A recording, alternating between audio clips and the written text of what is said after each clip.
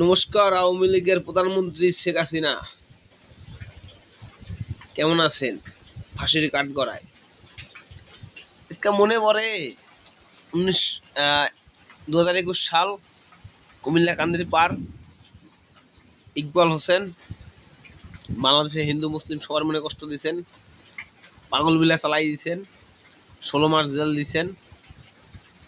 মনে পড়ে 2023 সাল মুক্তিরানী ময়মনসিংহ কবি হত্যা প্রকাশ্য দিবালোকে ফাঁসি দেন না। ইকবাল হোসেনের তুলনায় দিলওয়ার হোসেন সাঈদী ওই পরিমাণে বাংলাদেশের সকলের মনে কষ্ট দেয় নাই। তারে একরকম ওই পারেই পাঠাই দিচ্ছেন। আর ইকবাল হোসেন এখনো বাংলাদেশে জীবিত আছে, কিন্তু আওয়ামী লীগের পতন হয়েছে। সৃষ্টিকর্তা চাইলে সবই পারে। দেখছেন তো নিশ্চকে, এবারে মইরাও শান্তি পাইবেন।